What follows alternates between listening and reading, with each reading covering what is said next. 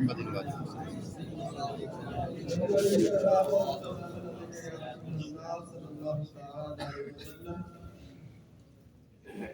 ان کے رخ صفا کی صفا کچھ نہ پوچھی،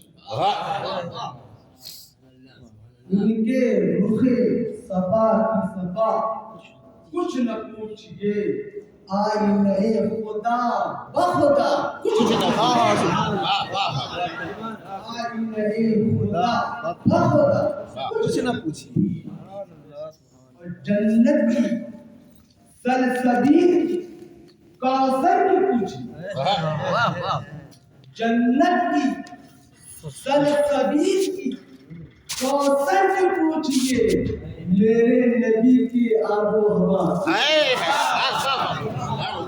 ان کی نبی آب و ہوا کچھ نہ، ان کے روح صفا کی صفا کچھ نہ پوچھئے، آئینہ خدا بخدا کچھ نہ پوچھئے، اور کوثرین تک پتا ہے آقا کسے،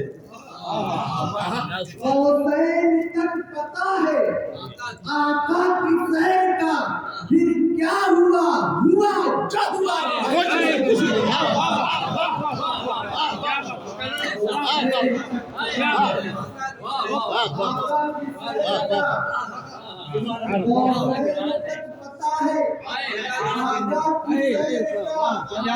کیا ہوا ہوا جو ہوا کچھ نہ،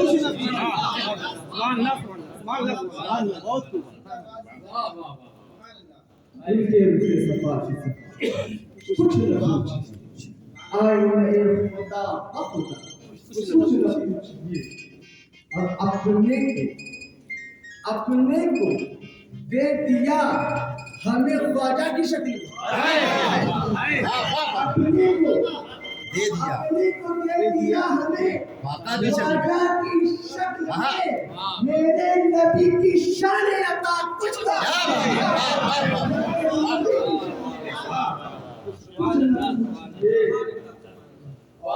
آگے کہتے ہیں شاید ان کے حضور ہاتھ اٹھانے کی دیر، ان کے حضور ہاتھ اٹھانے کی دیر تھی، پھر کیا ملا، کیا ملا جو ملا کچھ نہ پوچھئے، کیا ملا جو ملا کچھ نہ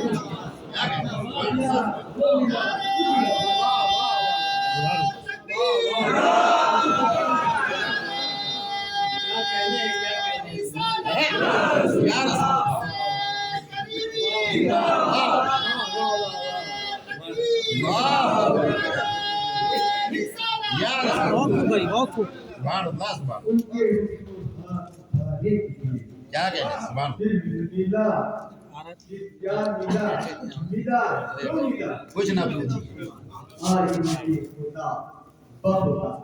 کچھ نہ پوچھی، کیا کہنا، اور یہ اس کی مجلس اور عرف کا ذکر ہو، اور ولی کا ذکر ہو،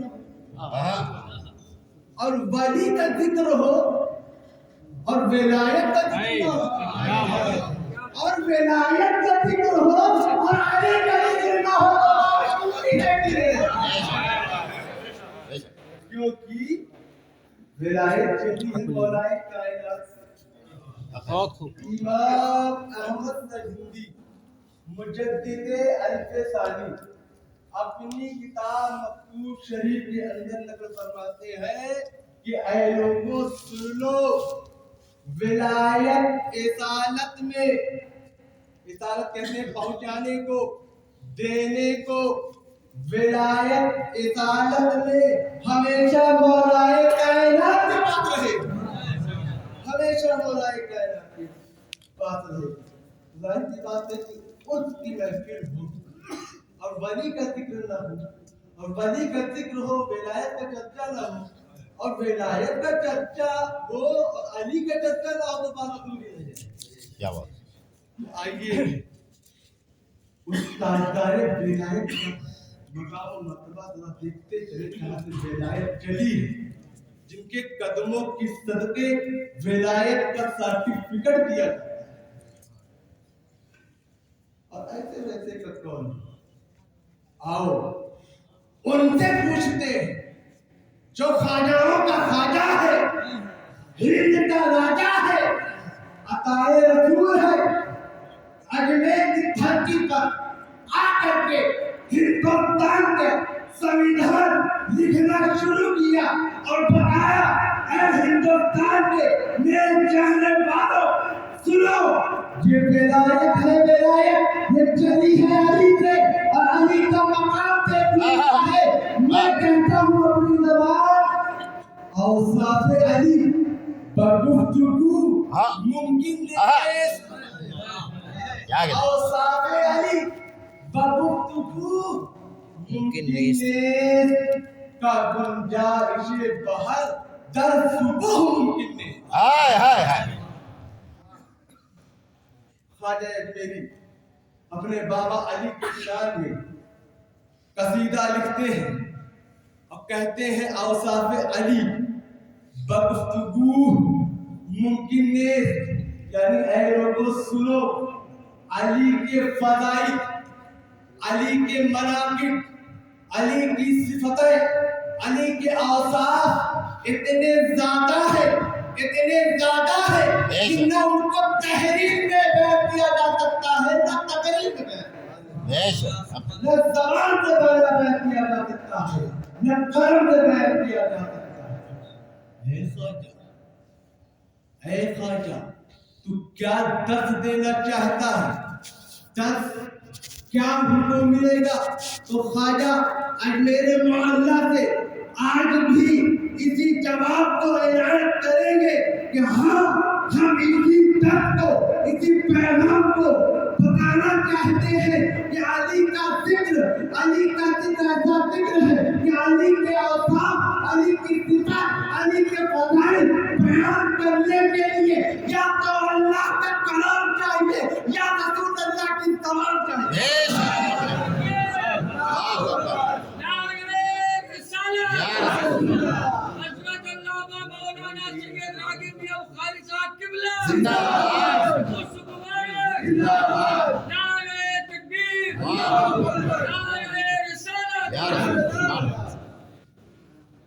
علی کا بس بیان کرنے کے لیے یا تو اللہ کا کلام چاہیے یا رسول اللہ کی زبان چاہیے۔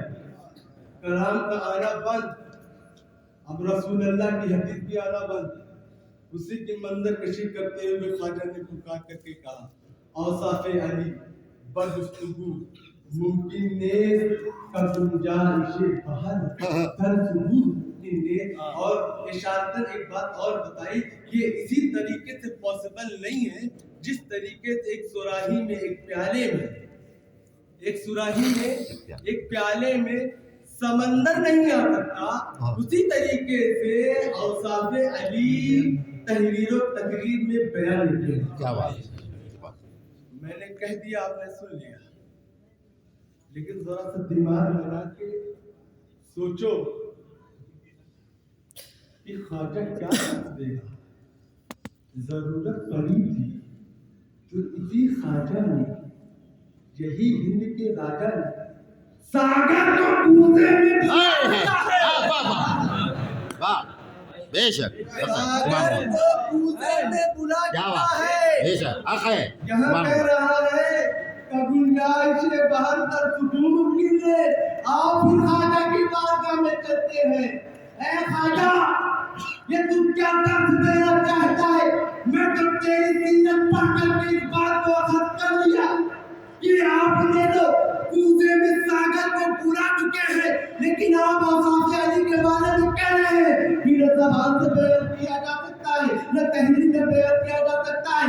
اے خواجہ کیا کہہ دینا چاہتے ہیں؟ تو خواجہ یہی پکار کر کے جواب دیں گے کہ ہاں میں یہی میسج، یہی پیغام دینا چاہتا ہوں کہ اے لوگوں، اگر تمہارے ذہن میں یہ سوال ہو کہ کشف و کرامت کے ذریعے اگر کوئی بیان کرنا چاہے تو کشف و کرامت کے ذریعے بھی بیان نہیں کرنا۔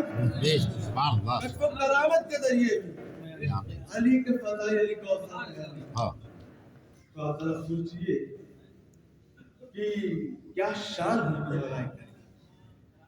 کیا شان ہوتی ہے علی. ہمارے جیسا عاشق اگر ہو تو پھر ہم خواجہ سے پوچھیں گے اے خواجہ اے ہند کے راجا ہمیں معلوم ہے کہ ولایت مولا کائنات کے قدموں کا صدقہ ہے اور تو بلا شبہ اللہ کا ولی ہے.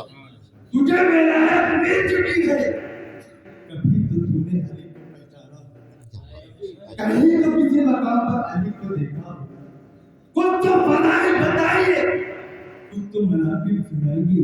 تو خواجہ کہیں گے ہاں آپ ایسی بات کر رہے ہو کہ ولایت ان کو ولی مان رہے ہو اور ولایت ملے گی ہی علی سے. تو ٹھیک ہے میں بتا دیتا ہوں مجھے ولایت کیسے ملی ہے. لیکن ایسا بتایا خواجہ نے کہا اوصاف علی بواجبی کے اوصاف علی بواجبی کے دارم الا دارم مثل الا دارم خواجہ نے کہا ہاں اگر تم مجھے ولی مانتے ہو تو میں اتنا بتانا چاہتا ہوں کہ میں علی کو ان کے معیار کے مطابق ان کے مرتبے کے مطابق ان کے فضائل کے مطابق کب پہچان سکتا تھا. اتنا میں نے جانا ہے اتنا میں نے علی کو پہچانا ہے کہ کائنات میں ان کی مثال ہے ہی نہیں. یہ تو خواجہ نے ان کو دس دیا اجمیر سے. اب بڑی ایمانداری سے ایک بات بتائیے گا کہ جب مرتضیٰ کا کوئی ساری نہیں ہے جب علی مرتضیٰ کا کوئی ساری نہیں ہے تو رسول خدا کا ساری کیسے تو رسول خدا کا ساری کیسے. اس بات کو گانٹ باندھ لو کہ سب سے زیادہ توحید پر ہم عمل کرنے والے ہم تو خدا کو ایک مانتے ہیں مصطفیٰ کو ایک مانتے ہیں علی کو ایک مانتے ہیں. سب سے زیادہ توحید کو کون ماننے والا ہوگا. ہم تو آپ میں بھی توحید مان رہے ہیں جی. وہ تو رب ہے تو رب تو ایک ہے ہی. ہم تو اس رب کے عبد میں بھی پیدا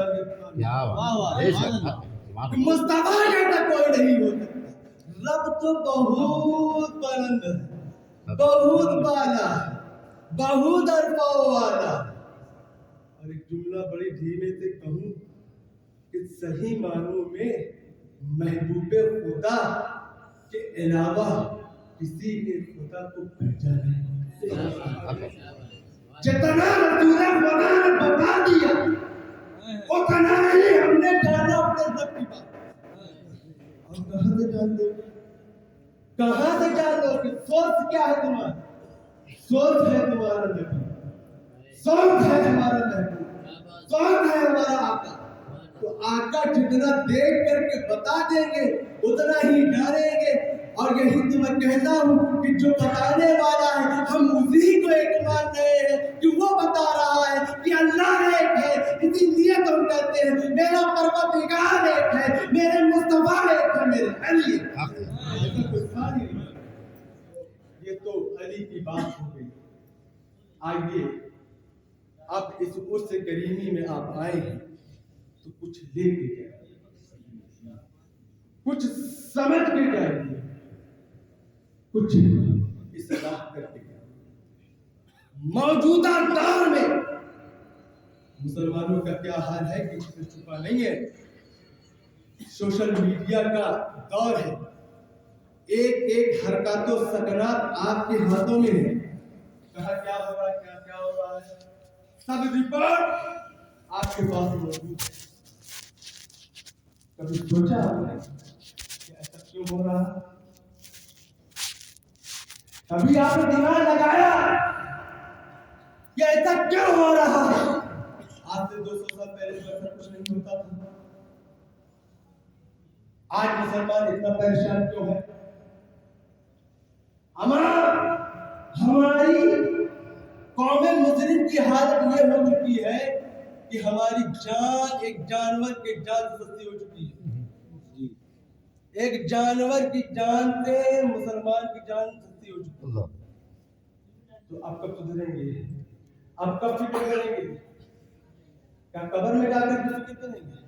اسی دھرتی پر ہمیں سوچنا ہوگا، ہمیں سمجھنا ہوگا کہ وہ کیا بات تھی کہ بدر کے میدان میں 313 لوگ تھے، احد میں 900، کربلا میں 72، لیکن جب آئے ہیں اگرچہ کم رہے ہیں، لیکن جب اللہ کی راہ میں اپنا تن من دھن قربان کیا ہے، میں جانتا ہوں یہ تاریخ ہمارے پاس موجود ہے۔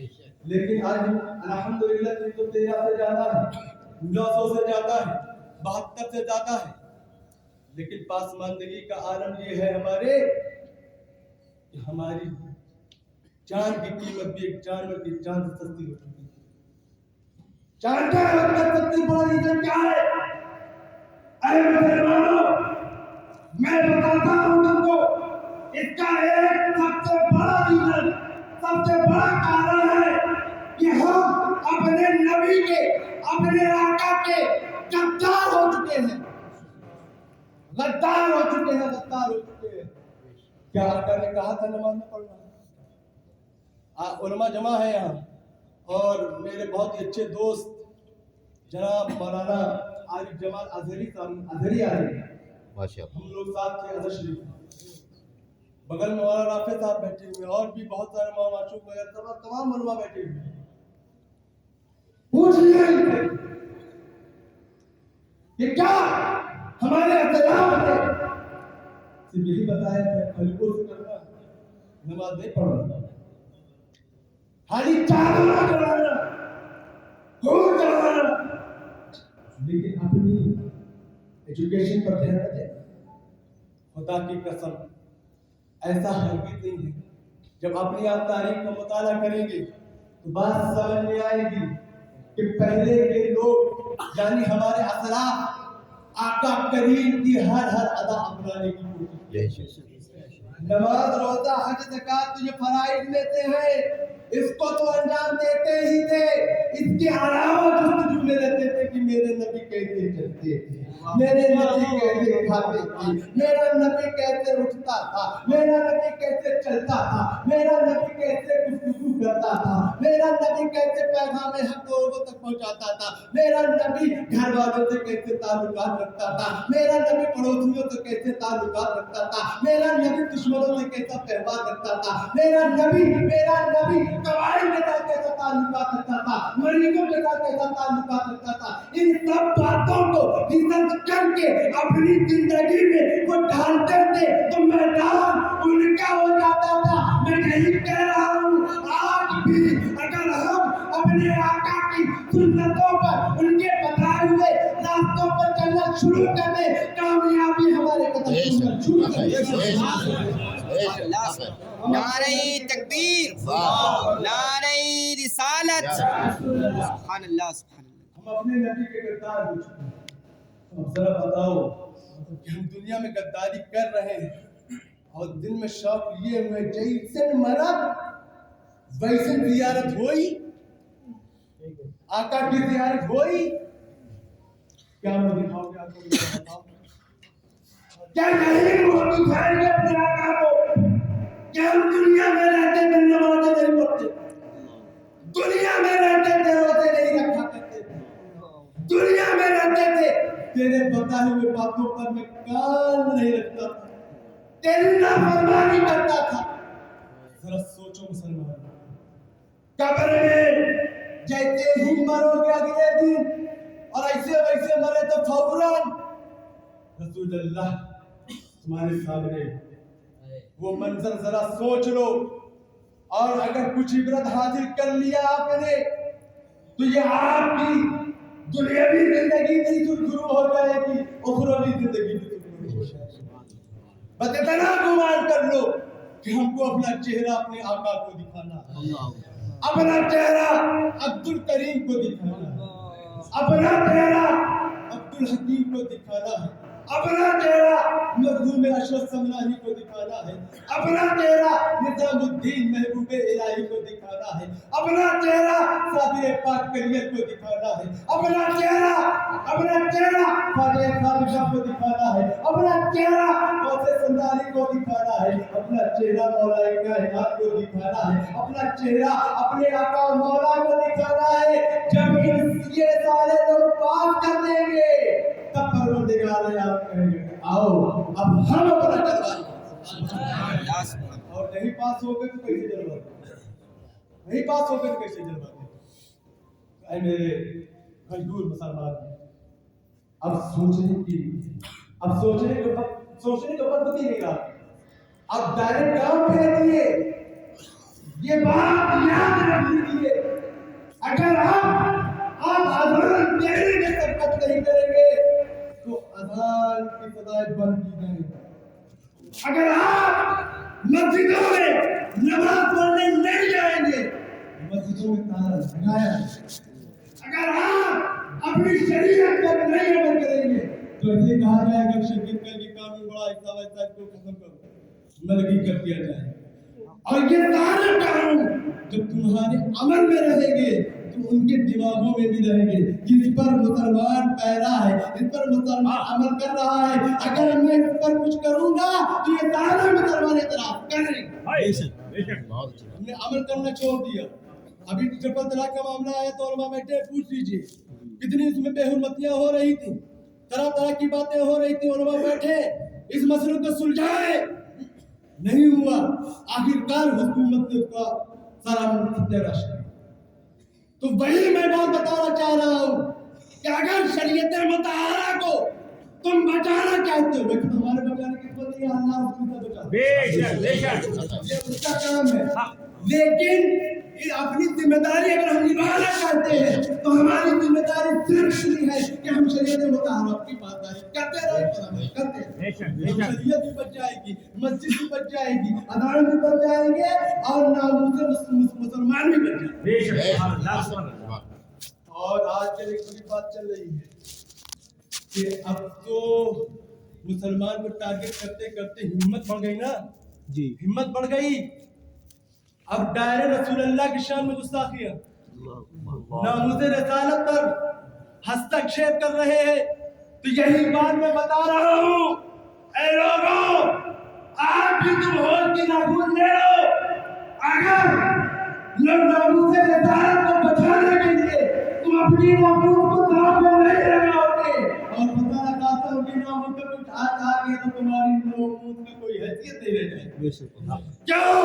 ان کے ناموس سے ہماری ناموس، اور ان کے ناموس پر ہماری ناموس سے قربان ہے، ان کے ناموس پر ہماری ناموس سے قربان ہے۔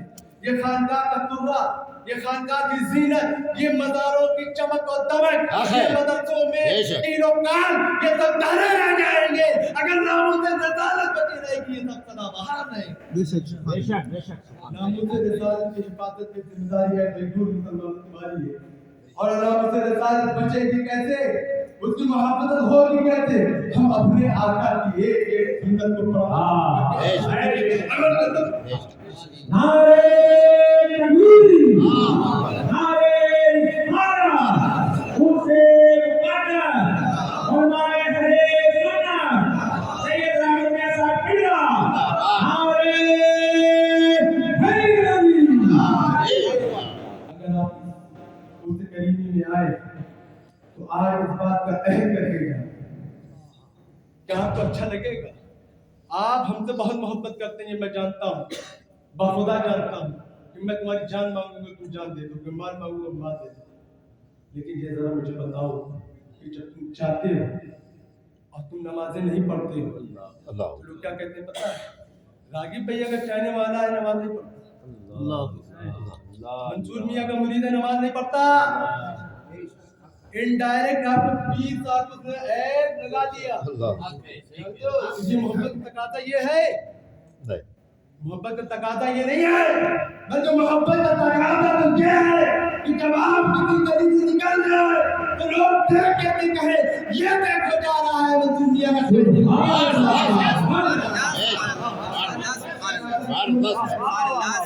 لوگ اتار دیں کہ مرید ہو تو ایسا، پیر ہو تو ایسا، لیکن بابا سبحان اللہ کا کام نہیں چلے گا، اس میں عمل کرنے کی ضرورت ہے۔ عمل باندھیں گے نماز پنجگانہ ادا کریں گے؟ بے شک نماز پنجگانہ ادا کریے. اب کچھ لوگ کہتے ہیں کہ خانقاہ میں نماز تعلق بتائے نہیں جاتے. میں بھیا اس بتانے والی کیا بات ہے؟ قرآن کہہ رہا ہے کہ تم پر 5 وقت نمازیں فرض کر دی گئی ہیں. چھوٹے سے بچے کو اٹھائیے، اس سے پوچھیے، وہ کہے گا کہ ہاں قرآن کا نماز کو پڑھنا فرض ہے. ایک طفل مکتب بھی جانتا ہے نماز پڑھنا فرض ہے. تو یہ پیر صاحب پر یہ بتانے کی چیز ہے؟ پیر صاحب بتانے کی چیز ہے یہ تو آپ کے ذہنوں کا فیصلہ کرنا ہے. آپ کو خود نمازی بننا ہے. اور پیر صاحب بھی تلقین کرتے ہیں. اب جتنے بھی مطلقاً پیر، میں سب کی بات کر رہا ہوں، سب تلقین کرتے ہیں. کوئی نہیں چاہتا میرا مرید نماز نہ پڑھے، کوئی نہیں چاہتا میرا مرید شریعت مطہرہ پر عمل نہ کرے. سارے پیر، سارے شیخان طریقت سب یہ چاہتے ہیں میرا مرید اس طریقے سے ہو جائے کہ لوگ اس کی مثال دیا. ہم آپ کو بتاتے ہیں، آپ اپنے اخلاق کو، اپنے اخلاق کو اس طریقے سے سنوار لیجیے، اس طریقے سے بتا لیجیے، اس طریقے سے سجا لیجیے اخلاق کو کہ آپ جدھر بھی نکلے آپ کی لوگ مثال. یہ قوم جو ہمارے سب مخالف کھڑی ہے، یہ قوم خود کھڑی ہو کر کے ہمارا ساتھ ہے. کس طریقے سے ہمارا کردار ہونا چاہیے کہ وہ پہلے نکل کر کے آئے کہیں کہ نہیں فلاں کو ہاتھ نہیں لگا لینا، نہیں تو ہم سے برا کوئی نہیں ہوگا. فلاں تو بہت سچا آدمی ہے، فلاں تو بہت ایماندار آدمی ہے. اور یہ میں سے نہیں کہہ رہا ہوں، جانتے ہیں اسلام کا پہلا اصول ہی یہی ہے. اسلام کا پہلا اصول ہی یہی ہے کہ پہلے کردار صحیح ہو، اخلاق صحیح ہو، اخلاق صحیح ہو. کیوں؟ آپ رسول اللہ کی زندگی کو پڑھ لیجئے، دیکھ لیجئے. 40 سال تک آقا کریم صلی اللہ علیہ وسلم نے خدمت انجام دی، لوگوں کے درمیان رہے، اپنی ذات کو منوایا، اپنے اخلاق کو منوایا، اپنے کردار کو منوایا. جب سمجھ گئے آقا کریم صلی اللہ علیہ وسلم کہ اب یہ ہمارے کردار کے پیچھے نہیں ہٹ سکتے، ہمارے اخلاق کی برائی نہیں کر سکتے، ہم پر انگشت نمائی نہیں کر سکتے، تب آقا کریم صلی اللہ علیہ وسلم نے اعلان کیا کہ آؤ آؤ مکہ کے لوگوں، آؤ آؤ میرے قریب آؤ. قریب آئے لوگ، کہا کہ دیکھو میں اگر یہ اس بات کی خبر دوں کہ پیچھے کوئی دشمن تم پر حملہ کرنا چاہتا ہے، کیا تم مان لو گے؟ بالکل مان لیں گے، بالکل مان لیں گے. کیوں؟ کیونکہ آپ نے کبھی جھوٹ بولے ہی نہیں، اس لیے مان لیں گے. تو یہ ہے اخلاق، یہ ہے کردار کہ رسول اللہ نے اپنی ذات کو منوا دیا. تو سب کہہ رہے ہیں کہ آپ جو کہہ دیں گے مان لیں گے، جو کہیں گے سب مان لیں گے. کہا رسول اللہ نے کہ کہو اللہ ایک ہے، اللہ کے سوا کوئی معبود نہیں، تو سب چلے گا. یہ ان کی اپنی انا تھی. باقی اخلاق کردار میں کوئی انگشت نمائی نہیں کر سکتا. جانتے ہیں اسی پر ایک جملہ میں کہہ دیتا ہوں. جانتے ہیں جب آقا کریم نے اپنے خدائے بزرگ و برتر کا تعارف کرا دیا، جانتے ہیں لوگوں میں کھلبلی مچ گئی. سارے بڑے بڑے عرب کے سرداران عرب سب پریشان ہیں کہ کیا جائے. محمد عربی صلی اللہ علیہ وسلم ہمارے بزرگ خدا کو برا کہہ رہا ہے، اور یہ عرب ایسی قوم ہے کہ یہ اپنی انا کے لیے ناک پر مکھی نہیں بیٹھنے دیتی ہے. اپنی اگر ناموس کی بات آ جائے، عزت و جاہ و جلال کی بات آ جائے تو اپنی گردنیں کٹوا دیتے ہیں، لیکن کہیں تو پیچھے ہٹنے والے نہیں ہوتے. لیکن کیا بات کہ ہمارے آقا کریم صلی اللہ علیہ وسلم یہ کہہ رہے ہیں کہ تم کس کی پوجا کر رہے ہو؟ تمہارے بت تو اندھے ہیں.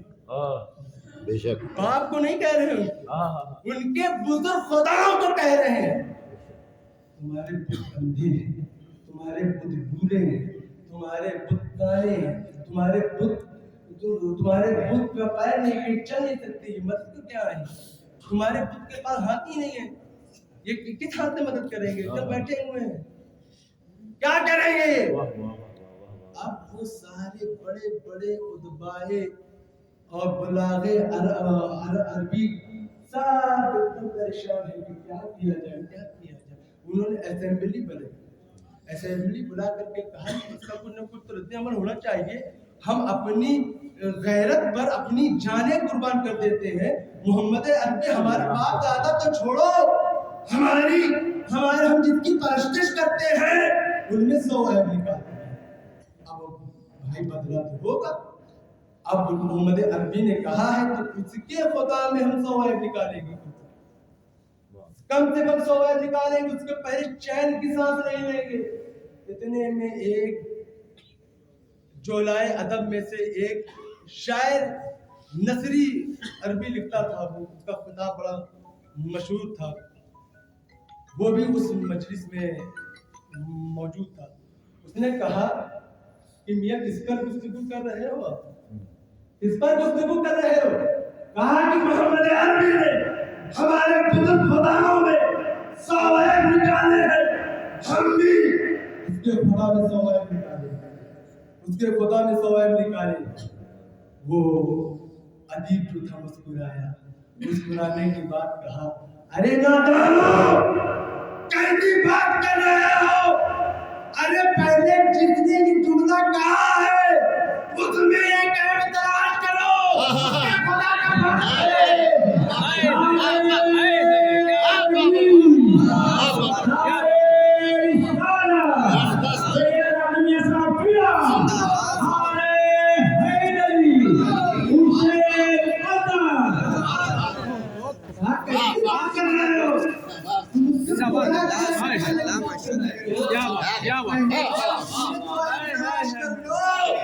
जो ये कह रहा है, अरे जिसके कहने वाले में तेरा कोई ऐब नहीं है तो उसका खुदा कितना बेऐब है।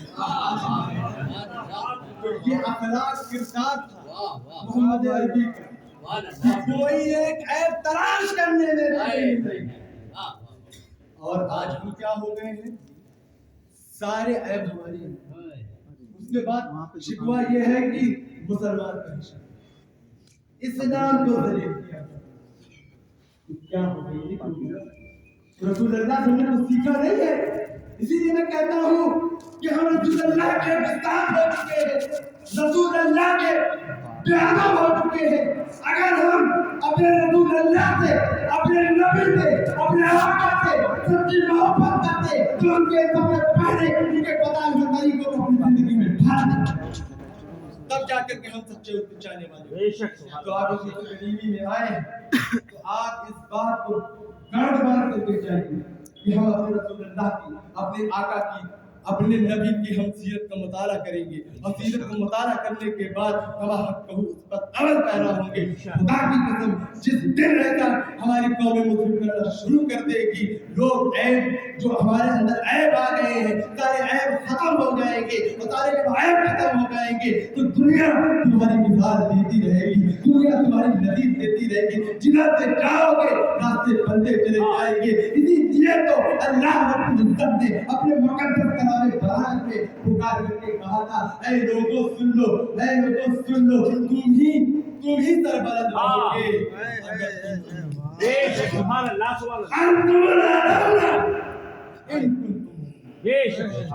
तो परवरदिगार ने तुम्हारी शान के लिए, तुम्हारे इफ्तिखार के लिए ज़ाब्ता दे दिया कि तुम ही सरबलंद रहोगे, तुम ही बादशाह करोगे, तुम्हारे ही चर्चे होंगे। लेकिन शर्त है, क्या शर्त है? मुखलिस बन जाना, मुखलिस बन जाना, अपना किरदार सुधार लेना, और मुझ पर, मेरे महबूब पर दलील या तेरी ईमान ले आना।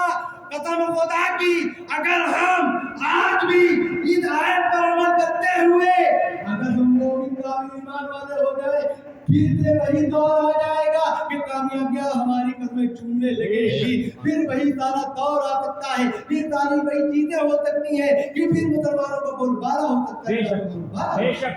यही बात थी कि मैं कहता हूँ कि ईमान कमजोर हो चुका है। पहले के लोगों का ईमान बहुत मजबूत रहता था, اسی لیے اللہ کی نصرت بھی آتی تھی اور اس آیت کریمہ یہ آیت کریمہ ان کے نظروں کے سامنے رہتی تھی انتم العالمون ان کنتم مؤمنین. ہم کو کرنا کچھ نہیں ہے بس پکا ایمان رکھنا ہے. کامیابی کی ضمانت تو پروردگار نے کامیابی کی ضمانت تو پروردگار نے دی ہے. تو ہے میرے بزرگوں اور دوستوں پروردگار عالم نے تمہاری کامیابی کی زندگی دعا کرنے کے لیے ہے. ارے میاں تم نوکری کرتے ہو تمہارا مینیجر کہتا ہے کہ اتنے گھنٹے زیادہ کام کرو تمہارا پروموشن ہو جائے گا. ہم دنیا میں ترقی کرنے کے لیے 1-2 گھنٹے کام زیادہ کر سکتے ہیں. کیا وہ حکم الحاکمین تمہاری کامیابی کی گارنٹی دے رہا ہے؟ کیا تم نمازیں پڑھنے کا الگ کے نمازیں پڑھنے والوں کے علاوہ نفلی نمازیں نہیں پڑھ سکتے؟ آپ تسبیح نہیں پڑھ سکتے؟ آپ نوافل روزہ نہیں رکھ سکتے؟ ہم دنیا میں کامیاب ہونے کے لیے 1 گھنٹہ ادھر زیادہ کر سکتے 1 گھنٹہ ادھر زیادہ کر سکتے تمام تکلیف سہ رہے ہیں. خالی کس پر؟ ایک انسان کہہ رہا ہے کہ تمہارا پروموشن ہو جائے اور خدا کہہ رہا ہے کہ تم ہی کامیاب ہو جاؤ گے.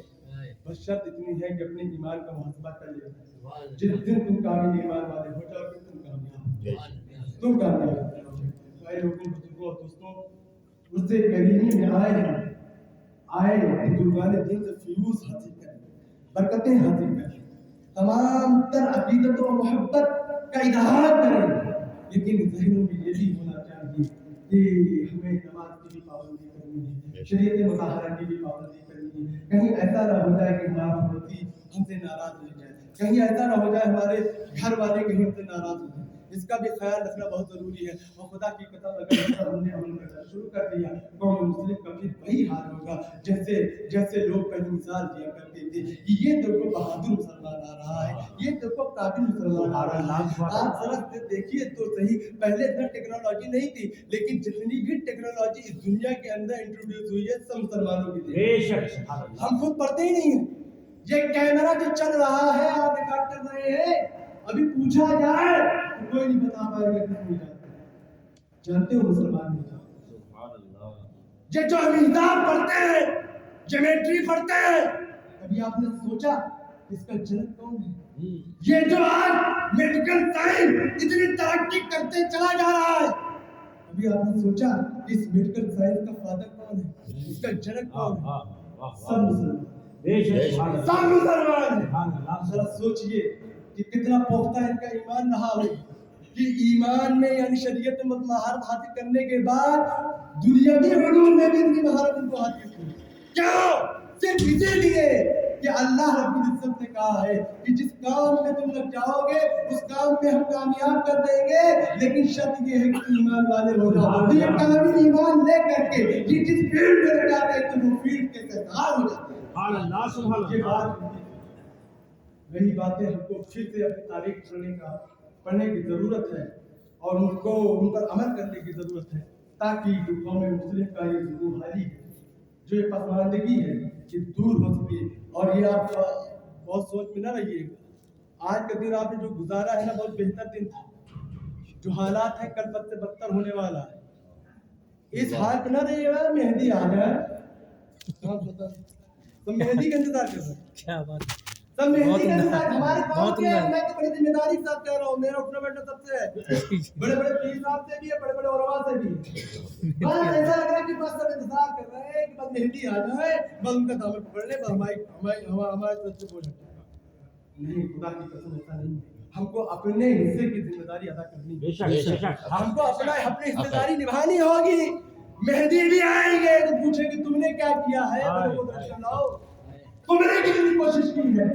جب رجسٹر نہیں ہوگا تو کہیں گے کہ جاؤ یہ دامن میں بھی تمہاری گنجائش ہے.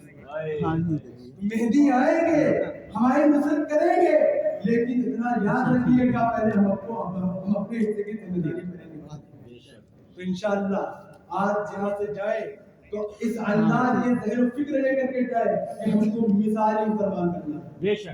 ہم نذیری مسلمان بنیں گے. لوگ ہماری مثال دیں لوگ ہماری نذیر دیں کہ ہاں دیکھو یہ خانقاہ مٹانا کا غلام ہے آپ کا نمازی ہے آپ کا روزے دار ہے اخلاق اچھے ہیں کردار ہے بہت ہی اچھا ہے. ارے جب یہ اتنا اچھا ہے ان کے پیر کتنے اچھے ہوں گے ان کا دھن کتنا اچھا ہوگا اور جب دھن اتنا اچھا ہے ان کا میسنجر ان کا نبی کتنا اچھا ہوگا اور جب ان کا نبی اتنا اچھا ہوگا تو کیا خدا اس بات کا خیال رکھیں اور آخر میں بس میں دعائیں جملہ کہتا ہوں کہ اللہ رب العزت اس عرس میں آنے والے ایک ایک فرد کی حاضری کو قبول آمین شاہ عبد الکریم بخاری رحمۃ اللہ تعالی علیہ اپنے ہر ایک چاہنے والوں پر اپنے فیض کا ذریعہ آمین میں دعا کرتا ہوں اللہ رب العزت کی بارگاہ میں جتنے بھی زائرین آئے ہیں اور تبارک و سب کی حاضری کو قبول فرمائے جتنی بھی آرزوئیں تمنائیں لے کر کے آئے ہو مولا انہی دین میں سب کی تمناؤں کو آرزوؤں کو پوری کر دے اور جو بھی کسی قسم کا کوئی پریشان ہو ان کی پریشانی کو دور فرما دے یہ محمد سے وفا تو نے تو دے ہیں یہ جہاں چیز ہے کیا اللہ کو کرم دے ہیں